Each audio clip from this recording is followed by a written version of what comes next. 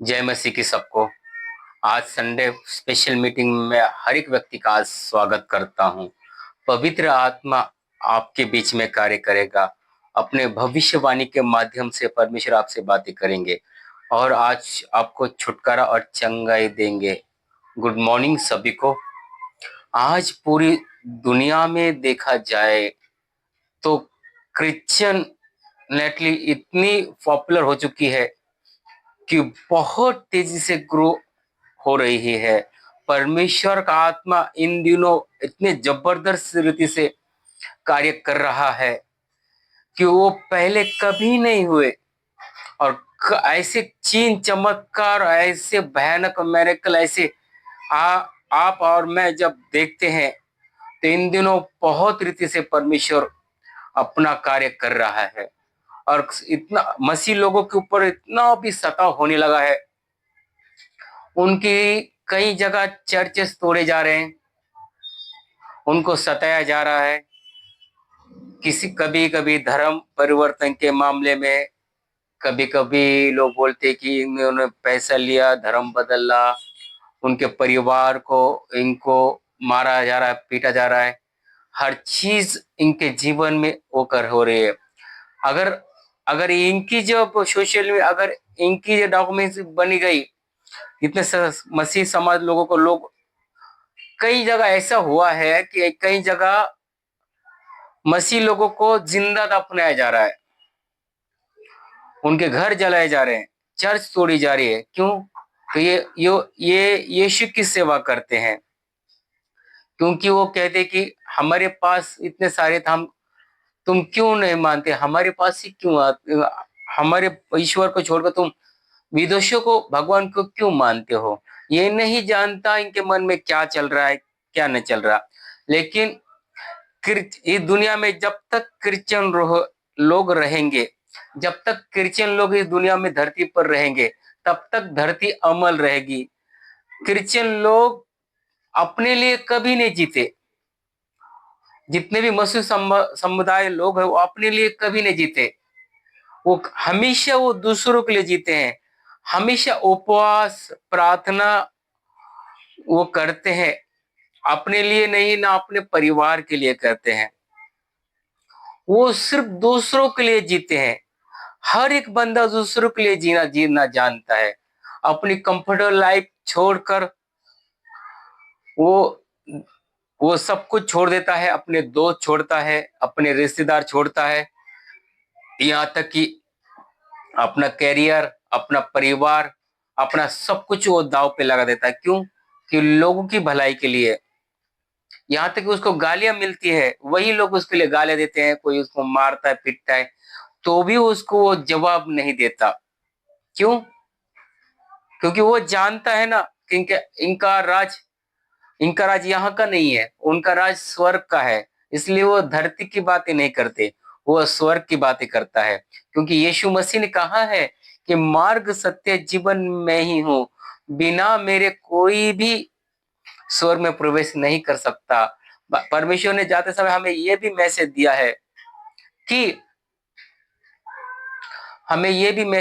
है कि हम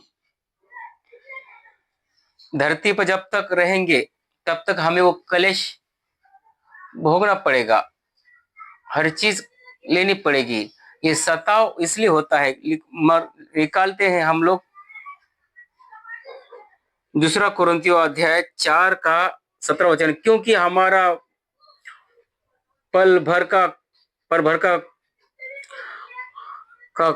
हम सा कलेश हमारे लिए बहुत सी ही महत्वपूर्ण और अनंत महिमा उत्पन्न उपकार उपकार करता है, उपकार हो जाता है। और हम तो देखे देखे कि वस्तुओं को नहीं, परंतु अनदेखी वस्तुओं पर नहीं, परंतु अनदेखी वस्तुओं को देखते रहते हैं। क्योंकि देखी हुई वस्तु थोड़ी ही दिन की है, परंतु अनदेखी वस्तुएं सदा के लिए होती है। इन लोगों का सताव इसलिए होता है, मसीह लोग यही बात हमेशा सोचते हैं कि उनको परमेश्वर ने जो दिया है वो संसार से अलग है। वो उन्हीं के बातों पर भरोसा करते हैं। जो अनदेखी वस्तु है, देखी वस्तु वो थोड़ी दिन की होती है, अनदेखी वस्तु सदा के लिए होती है। इसलिए पवित्र आत्मा आपसे कह रहा है, इसलिए जो कुछ हो रहा है, हे मेरे प्रिय भाई, हे मेरे बहनों, आप परमेश्वर पे भरोसा रखो। आज आपके साथ में जो कुछ हो रहा है, आपके रिश्तेदार, आपके दोस्त, आपके परिवार वाले आपका सताव कर रहे हैं, आपका अपमान कर रहे हैं, आपकी निंदा कर रही है, आप जिस काम में हाथ डाल रहे हो उसमें सफलता नहीं मिल रही है, आप जॉब कर रहे हो, जॉब में नहीं सक्सेस, फाइनेंस में नहीं सक्सेस, हर चीजों में सक्सेस, ये क्यों नहीं हो रहा है?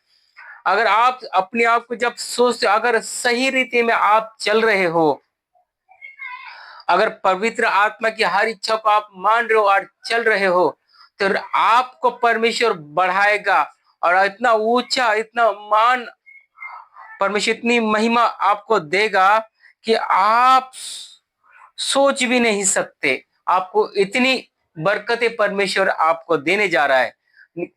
निकालते हैं लूका 9 का 3 वचन। मार्ग मार्ग के लिए कुछ ना लेना, ना तो लाठी ना लेना, ना झोली, ना रोटी, ना रुपए और ना दो दो कुर्ते। जिस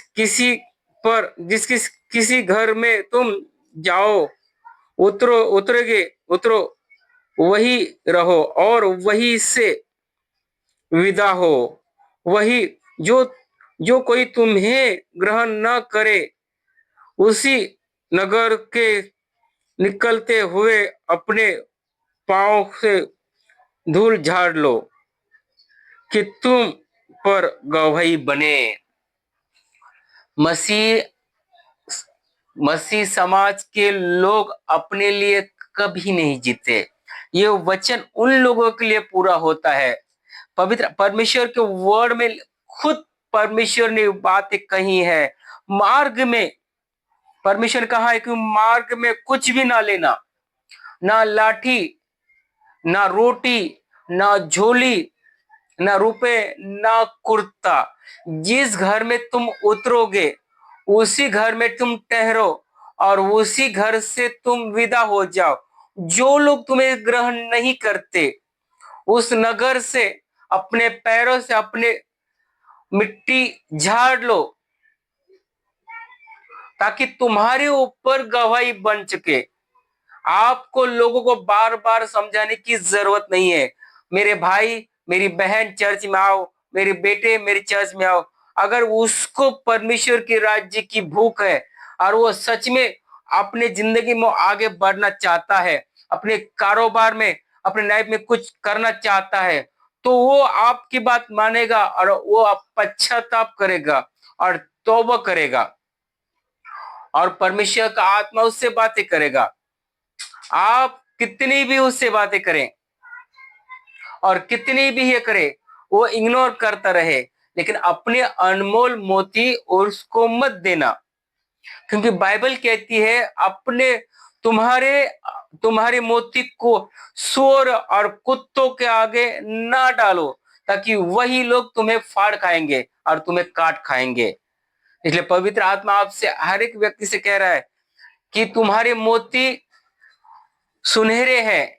तुम जो बोलते हो तो राष्ट्र चेंज हो जाता है। तुम बोलते हो पूरी कायनात बदल जाती है। तुम्हारे प्रार्थना करने से हर चीज बदल जाती है। इसलिए वही करो जो पवित्र आत्मा कहता है। सत्ता होता है होने दो, जो कुछ होता है होने। आज आप देखते हो दुनिया में पति पत्नी को मार रहा है, पति पत्नी को मार रहा है, कोई कहाँ पे मिल रहा है, कोई कहाँ पे मिल रहा है। ऐसा आज सोशल मीडिया पे ऐसे चल रहा है कि जो कुछ आप करते हो, देखते हो, ये शैतान की एक चाल है लोगों को भरमाने की। क्योंकि ये झूठ, वो शैतान एक झूठ का परमेश्वर है। ये सदियों से झूठ बोलता आया है और लोगों को गुमराह करते आया, भटकाता आया है। आपके पास परख की आत्मा होनी चाहिए, बुद्धिमानी होनी चाहिए, ज्ञान होना चाहिए कि आपको और सही और ज्ञान और समझ की भेद आपको प्रगट आनी चाहिए। आप किस रास्ते पे चल रहे हो? आप गलत रास्ते में चल रहे हो क्या? आप सही रास्ते में चल रहे हो क्या? आप किस रास्ते में, आप कौन सी रास्ते में चल रहे हो? आपको परखने आना चाहिए। जिस दिन आप परखने अपने आप को लगेंगे, आप परखेंगे अपने आप को कि मैं गलत हूं। ऐसा कोई व्यक्ति नहीं जो पापी नहीं, पर दिलों को जांचने वाला, मन को जांचने वाला स्वयं परमेश्वर है। परमेश्वर के सिवा कोई भी मन को नहीं जा सकता। पवित्र आत्मा ही सबको बताता है कि किसके दिल में क्या चल रहा है। इसलिए जब भी आप प्रार्थना में करो तो पवित्र आत्मा से एक ही मार्गदर्शन करेगा, आत्मा परखने का वरदान मुझे दो। जिस दिन आत्मा परखने का वरदान आपके ऊपर से आ गया तो आपको अच्छे और बुरे का भेद प्रकट होगा और आप जान लोगे कि कौन सही और कौन गलत है।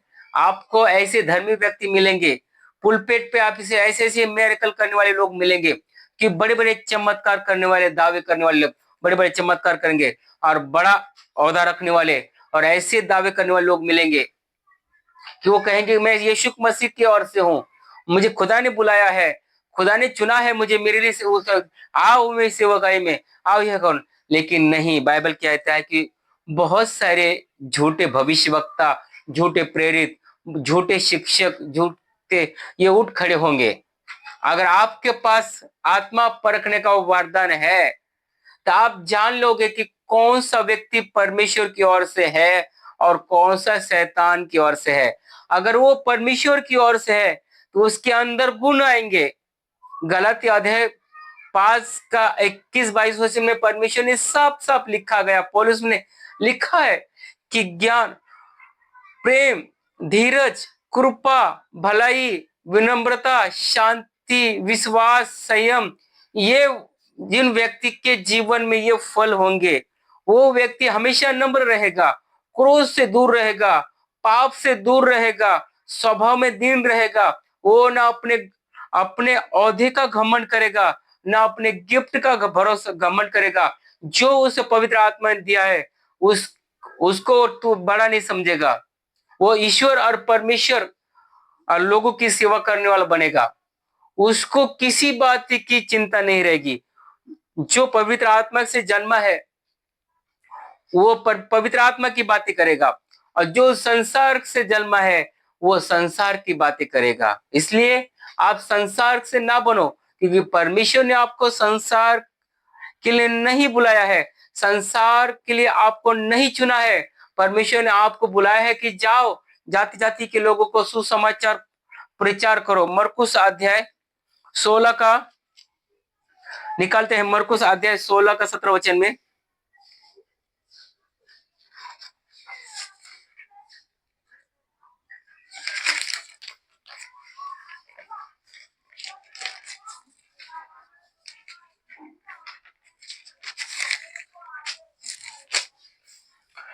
मरकुस अध्याय 16 का 17 वचन में लिखा है,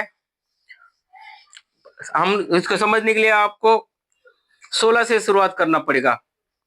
जो विश्वास करे और बपतिस्मा ले उसी का उद्धार होगा, परंतु जो विश्वास ना करेगा वह दोषी ठहराया जाएगा। आपको परमेश्वर ने चुना है। परमेश्वर ने स्वर्गारोहण होने से पहले हम सबको आज्ञा दी है कि तुम जाओ जाति जाति के लोगों को सुसमाचार प्रचार करो, उन्हें पिता और पुत्र पवित्र आत्मा से बपतिस्मा दो।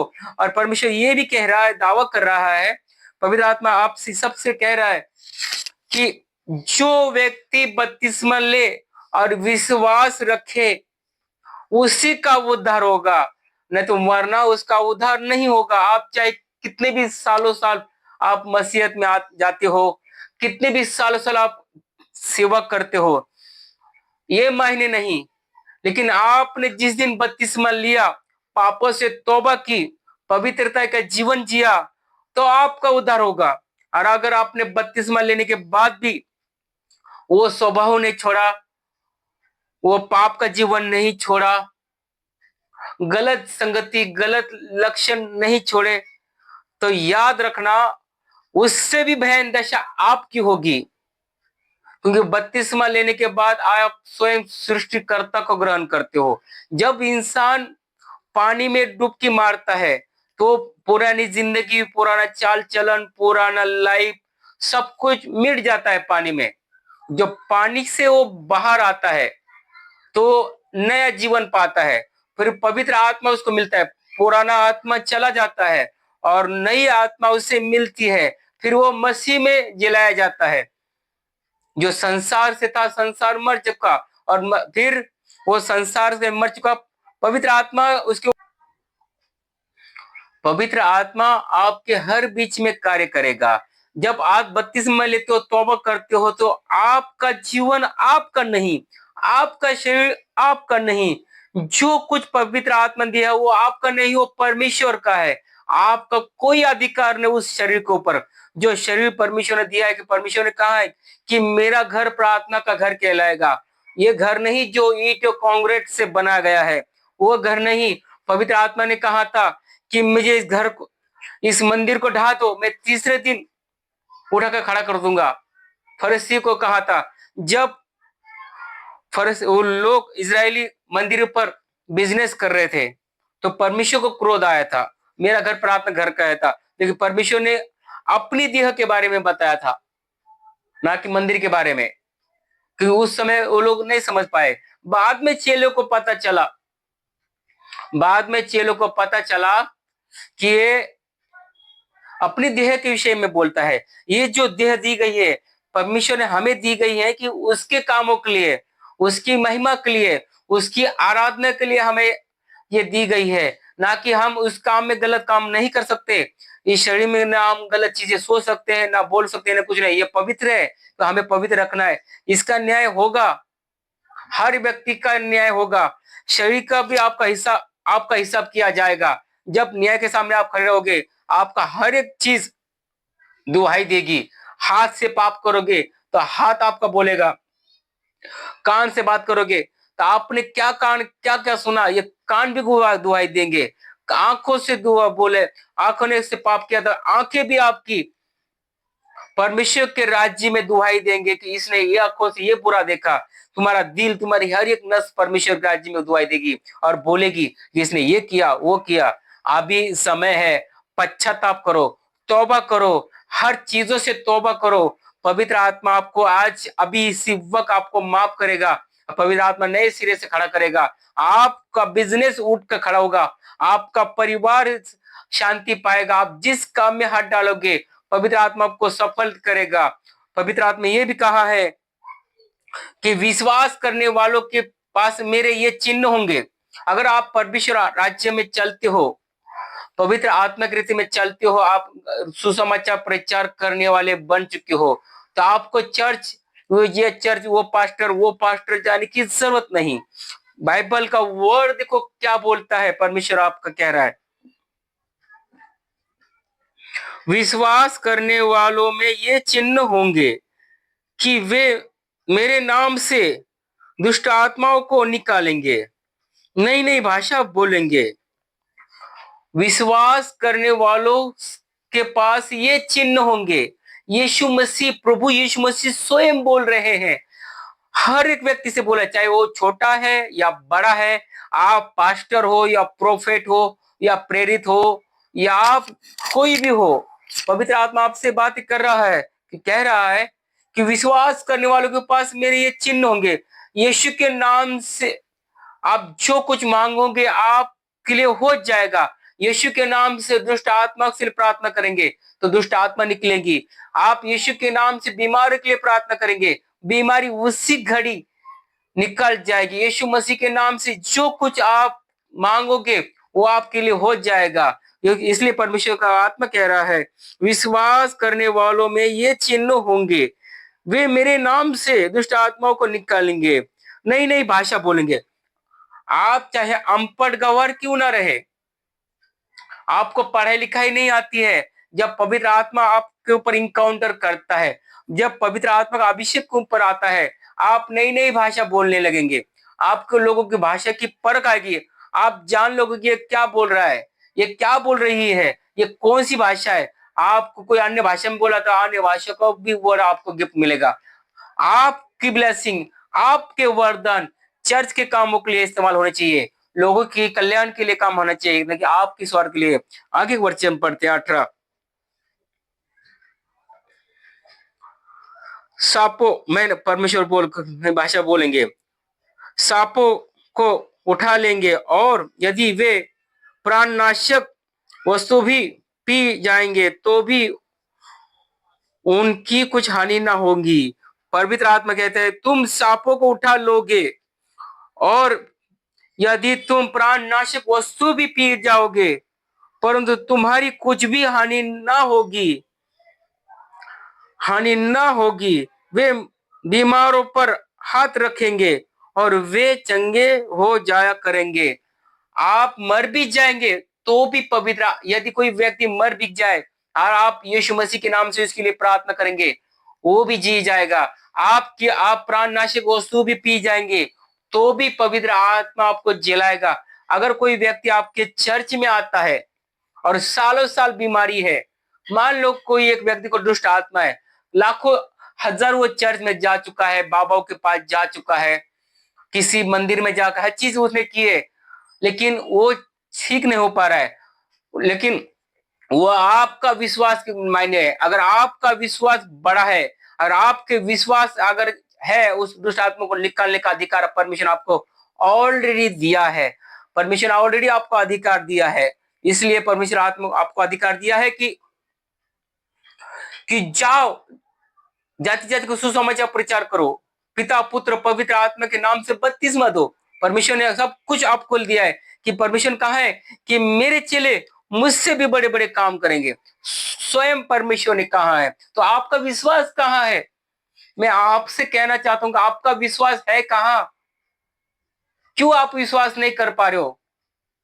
क्यों दूसरों की आप ब्लेसिंग देख के खुद जल रहे हो? दूसरों को ब्लेसिंग देखो मत जलो। आप सोचो आपके लिए परमेश्वर ने क्या गिफ्ट दिया है, उसके लिए कार्य करो। अगर परमेश्वर उसको गिफ्ट दिया है तो आपको भी परमिशन दिया है। रहो घुटनों में, जाओ घुटनों में, करो 4-4 घंटे प्रेयर, करो 5-5 घंटे घुटने। जब तक प्रार्थना परमेश्वर ना दे तब तक मांगते रहो परमेश्वर। कान पका दो परमेश्वर को, देखो परमेश्वर आपको देगा। ना दिया तो भी परमेश्वर आपको देगा। परमेश्वर ने यहाँ पे लिखा है कि तुम बीमारों के हाथ रखोगे, बीमार चंगे हो जाएंगे। तो आप हाथ नहीं पैर भी रखते हो तो बीमार सामना चंगा नहीं होता, बल्कि वो आपको दोष लगाता है, मैं ठीक क्यों नहीं होता। लेकिन बाइबल ये भी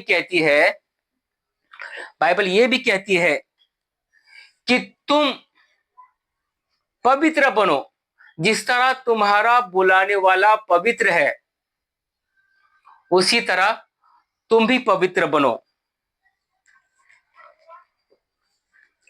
इसलिए अगर आपके जीवन में आपको मिरेकल देखना है और आपको देखकर आपका जीवन पूरा चमत्कारों से भरा रहे, ऐसा आपको लगना है। मेरी जीवन की टेस्ट मैंने आपको बताता हूं कि मेरा जीवन पूरा पाप में था, अंधकार में था। मुझे पवित्र आत्मा से जो गिफ्ट मिला, प्रोफेटिक वर्ड का गिफ्ट जो मुझे मिला, जो भविष्यवाणी का गिफ्ट मुझे मिला, लेकिन मैंने परमेश्वर से नहीं मांगा। इसकी एक कीमत होती है। मैंने इतनी परीक्षा इसके लिए दी। मैं ये सेवकाई चालू करने से पहले, ये मीटिंग चालू करने से पहले मैं नरक में होकर गुजरा हूं। एक जीवित, ऐसा लोग मरने के बाद नरक भोगते हैं, मैं जीते जी नरक भोगा है। मैंने लोगों की गालियां खाई, मैंने मार खाया, लोगों के ताने खाए, अपमान सहा। मेरा काम, मेरा धंधा, मेरा बिजनेस चला गया। यहां तक कि मैं अपने परिवार से 7 साल दूर रहा। अपने माँ बाप, अपने परिवार, हर चीज से दूर रहा। पवित्र आत्मा मुझे परखा, मुझे डिप्रेशन हुआ, मुझे मिर्गी बीमारी आने लगी, मुझे ब्रेन ट्यूमर की बीमारी, मुझे चक्कर आने लगे, मुझे हर चीज मैंने ऐसे मैं क्या कर रहा हूं, मुझे कई सालों से मुझे नींद भी नहीं आती थी। मैं कई रात में जागता था। इतना डिप्रेशन, व्यभिचार, ऐसे ऐसे बुरे बुरे ख्याल मुझ पर आते थे। ऐसी भयानक रीति में मैं पड़ा था। लेकिन मैं संगति नहीं छोड़ी, मैं अड़ा रहा, खड़ा रहा। मैंने में संगति नहीं छोड़ी। अगर परमेश्वर ने आपको बढ़ना है तो आपको परमेश्वर के लोगों की, धार्मिक लोगों की संगति करना पड़ेगा। चर्च में रोज जाओ, हर चीज का एक समय होता है, इसलिए परमेश्वर पे भरोसा रखो। वो समय आएगा कि परमेश्वर आपकी ब्लेसिंग इतनी बड़ी होगी कि आप देखकर हैरान हो जाओगे, कि आपकी टेस्टिमनी इतनी ऊंची, इतनी बड़ी होगी कि लोग देखकर हैरान हो जाएंगे, ये कहां, ये कैसे बढ़ गया। अभी आप अभी जो सफर कर रहे हैं, करते रहो सफर। आपको और अविश्वास, आपको लगता है कि वो सामने वाला बढ़ रहा है, मैं नहीं बढ़ रहा हूं, वो आगे जा रहा है, मैं नहीं जा रहा हूं। आप चलते रहिए, अपना रोल पूरा करते रहे, समय पर सब चीजें होगी। अगर एक मूवी आप देखते हो, एक पिक्चर आप देखते हो, कोई भी पिक्चर पकड़ो चलो, उसकी पहले एंट्री कैसे होती है हीरो की? एक धांसू होती है। जब जैसे जैसे मसीहत में हम लाते हैं, तो पहली एंट्री जब मसीहत में हम आते हैं तो अलग ही उत्सव आता है, अलग ही जलवे में हम चलते हैं। पहला ऐसा लगता है कि हम परिवार सब कुछ छोड़ देते हैं, अब पूरा दिन रात यीशु की सेवा में लगे रहते हैं। हमें यीशु की सेवा कुछ नहीं आता। धीरे धीरे हम पुराने होते जाते हैं, तो हम परमेश्वर को भूल जाते हैं, प्रार्थना करना भूल जाते हैं, संगति करना छोड़ देते हैं, हर चीज खोलने देते हैं। इसलिए हमारे जीवन में प्रॉब्लम हमारे जीवन में आते हैं। पर तब आपको वचन की नॉलेज होती है, नहीं नहीं आपको वचन नहीं मालूम होता है, ना आपको कुछ प्रार्थना करना ज्ञान होता है, तो भी परमेश्वर आपकी सुनता है। जिस तरह एक बालक पैदा होता है, एक माँ के गर्भ में 9 महीने 9 दिन जो बालक पैदा होता है, तो माँ उसे पहले दूध पिलाना सिखाती है, चलना सिखाती है, बोलना सिखाती है, उससे कैसे जैसे खाना हर चीज करना सिखाती है। उसे उसको 3 साल तक उसको ट्रेनिंग देती है, तब वो अपने हाथों पैरों में चलता है। चाहे बचपन हो या मसीहत हो, परमेश्वर परमेश्वर ने 3 साल में, बाइबल में कहा है, 3 साल के अंदर तुम्हारे जीवन में फल आना चाहिए। अगर आप सालों साल चर्च में आप जा रहे हो और आपके जीवन में कोई कार्य नहीं। मैं जब चर्च में गया था, मुझे 2 महीने के अंदर ही पवित्र आत्मा मुझे मिला था। मैंने बपतिस्मा भी नहीं लिया था, तो मुझे पवित्र आत्मा ने मेरा अभिषेक किया था। मुझे स्वयं खुदा ने मुझे दर्शन दिया और मुझे कहा कि मैं तुझे इस्तेमाल करूंगा। मुझे पवित्र आत्मा का अभिषेक मुझे मिला, 3 महीने के अंदर ही मुझे पवित्र आत्मा बपतिस्मा मिला। मुझे मुझे अभिषेक मिला, उसके मैंने 6 महीने के बाद बपतिस्मा लिया। क्योंकि वो मैं तो उसी दिन लेने को तैयार था, लेकिन मेरे चर्च में लोग तैयार नहीं थे, कोई लोग तैयार नहीं थे। मेरे लोग तैयार हुए, फिर मेरे गुरु ने मुझे बपतिस्मा दिया। मुझे परमेश्वर ने बढ़ाया, मुझे प्रार्थना करना हर चीज मैंने परमेश्वर ने वफादारी दिखाई, मैंने परमेश्वर में ईमानदार दिखाई। मेरे काम धंधे में, मेरे हर चीजों में परमेश्वर को मैंने परखा है। मैं पाप में भी गिरता था, तो भी मैं कहता था परमेश्वर मैं पाप में गिर चुका हूँ, परमेश्वर मेरे से ये गुनाह हुआ है। अपने आपके पास जो कुछ है छुपाओ नहीं, ओपन कर दो परमेश्वर आज में। परमेश्वर जानता है तुम्हारी सोच में क्या है, तुम्हारी क्या सोचना वो भी जानता है। लेकिन परमेश्वर क्या कह रहा है कि तू मुझसे बात कर, तेरी क्या भी कमजोरी मुझसे बोल, मैं तुझे आजाद करूंगा। इसलिए मैं छुपाता नहीं था।